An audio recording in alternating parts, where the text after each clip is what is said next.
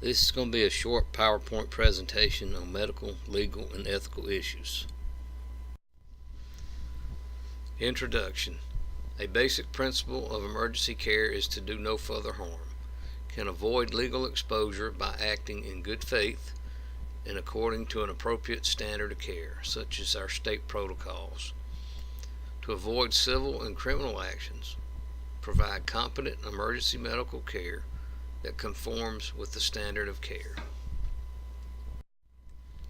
Consent. Consent is permission to render care. A person must give consent for treatment, although as we know there are certain types of consent we'll go over in the next few slides that allow us to treat patients when they can't give consent for themselves. For a patient to be able to refuse care, the patient must be conscious, rational, and capable of making informed decisions. Express consent. Express consents when the patient verbally or otherwise acknowledges permission for you to provide care or transport. The EMT must explain the treatment, risk, and benefits to the patient. Only after this is done can the patient's consent be considered informed consent. Implied consent. This applies to patients who are unconscious or unable to make informed decisions. Used only when there is a threat to life or limb, also known as the emergency doctrine. This is the one that allows us to treat patients that can't speak for themselves or can't give permission for us to treat them. Involuntary consent. Involuntary consent may apply to patients who are mentally ill, in behavioral crisis, developmentally challenged, or delayed. Always should obtain consent from the guardian when possible for these patients. We know it's not always possible, so make sure you understand the local provisions and utilize law enforcement when possible. Minors and consent. The parent or legal guardian gives consent. In some states, a minor can give consent, such as in Alabama, the age of consent for treatment is 14. So at 14, a minor can give consent. They also can give consent if they are emancipated minors, which is minors that have been married or divorced or still married or are pregnant. Teacher and school officials may act in place of parents. If a true emergency exists and no consent is available, treat the patient under implied consent. Forcible restraint. Sometimes it's necessary with a combative patient. Involve law enforcement and medical control. Right to refuse treatment. Conscious, alert adults with decision-making capacity have the right to refuse treatment. Can withdraw from treatment at any time. Assess the patient's ability to make an informed decision. If confused, delusional, or suicidal, do not assume the patient understands the danger of refusing care, and possibly may have to get medical control and call them and see what they recommend us do. Before you leave a scene where a patient, parent, or guardian has refused care, you should encourage them again to allow treatment. Ask them to sign a refusal of care form. Also obtain the signature of a non-EMS witness. Carefully document all refusals. Providing treatment is a much more defensible position than failing to treat a patient. Confidentiality. Protected health information includes the patient's history, assessment findings, and treatment provided. Patient information can be disclosed only if the patient signs a release, a legal subpoena is presented, or it is needed by billing personnel. Health insurance portability and Accountability Act of 1996, otherwise known as HIPAA. It contains a section on patient privacy, strengthens privacy laws, safeguards patient confidentiality, and defines protective health care information. Do not resuscitate order. A do not resuscitate DNR order is a physician's written order to withhold resuscitation. Do not resuscitate does not mean do not treat. Generally, DNR orders must document statement of the patient's medical problems, signature of the patient or legal guardian, signature of the physician or healthcare provider, and it cannot be expired. Advanced directives. These are different from DNR orders. An advanced directive specifies treatment should the patient become unable to make decisions, physician orders for life-sustaining treatment, and medical orders for life-sustaining treatment. Should it list acceptable interventions. Some patients may have named surrogates to make decisions for them. This could be family members or friends or doctors or whoever they name as a surrogate. They must have a durable power of attorney for health care to be able to make decisions for the patient. Presumptive signs of death. A physician determines the cause of death. Presumptive signs of death: unresponsiveness to painful stimuli, lack of carotid pulse or heartbeat, absence of chest rise and fall, no deep tendon or corneal reflexes, absence of pupillary reactivity, no systolic blood pressure, profound cyanosis, and lowered or decreased body temperature. Definitive signs of death: obvious mortal injury such as decapitation. Dependent lividity is where blood is settled, like patients laying on their back, be blue and discolored. Rigor mortis, which is stiffening of the muscles. Putrefaction, which is decompensation.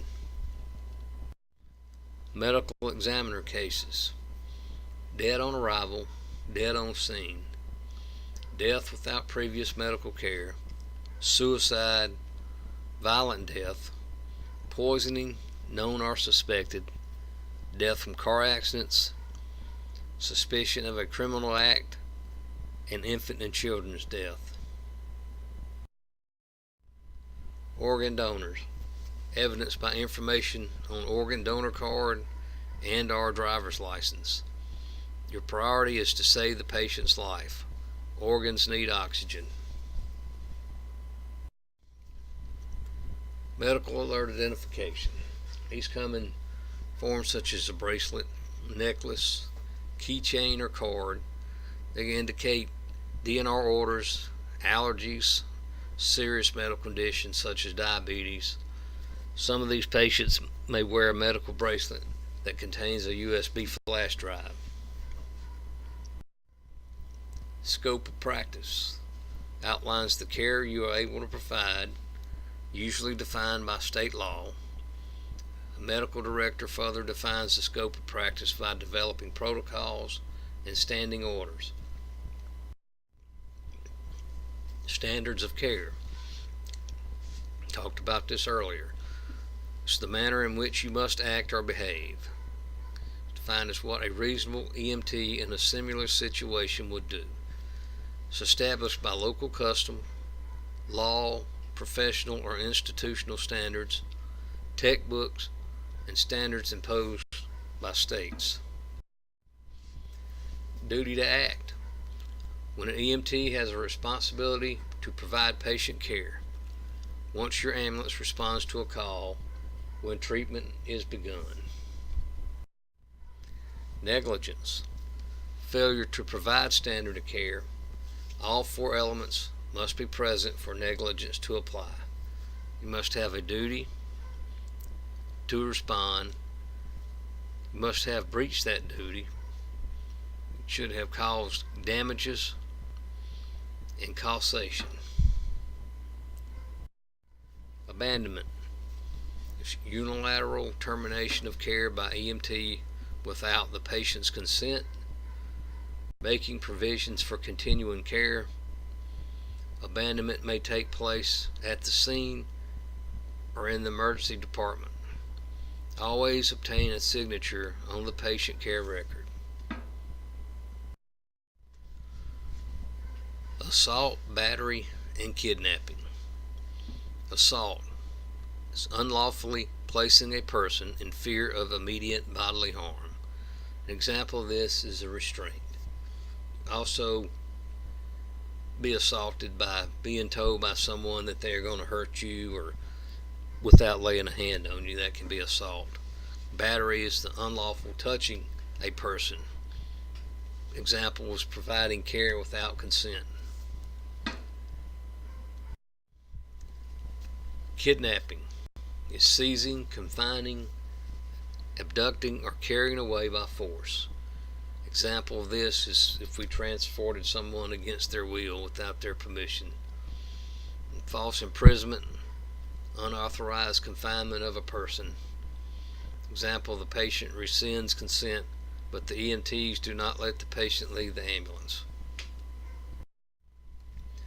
Defamation, communication of false information that damages the reputation of a person. Libel is written, false statement on a run report. Slander is spoken, inappropriate comments made during conversation. The run report should be accurate, relevant, and factual. Good Samaritan laws.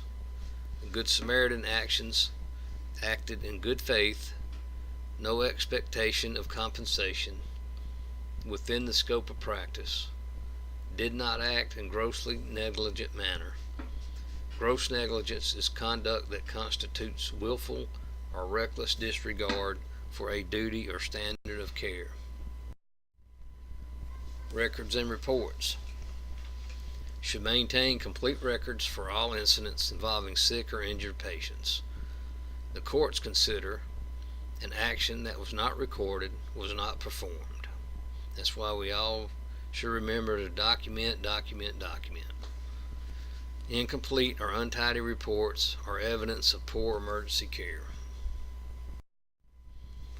Special mandatory reporting requirements.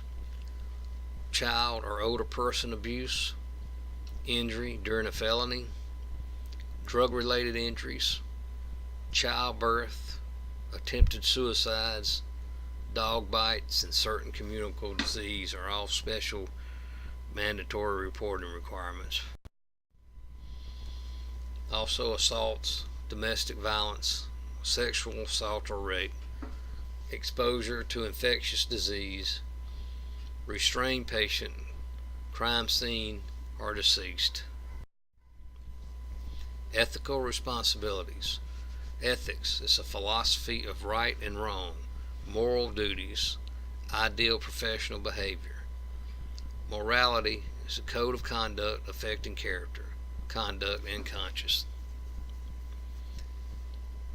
Bioethics addresses issues that arise in the practice of healthcare. Require you to evaluate and apply ethical standards, your own and those of the profession. Allow rules, laws, and policies to guide your decision making. The EMT in court. You may end up in court as a witness or a defendant. Whenever called to testify, notify your service director, legal counsel. As a witness, you should remain neutral. You should review the run report before court. As a defendant, an attorney is required to potential defenses, statute and limitations, governmental immunity, and contributory negligence. Discovery allows both sides to obtain more information through interrogatories, written requests or questions, depositions, or requests or questions. If not settled, the case goes to trial. Damages that may be awarded are compensatory damages and punitive damages. Any EMT charged with a criminal offense should secure the services of a highly experienced criminal attorney immediately. This is the end of this PowerPoint presentation. I'll keep up the good work, and thanks for all you do.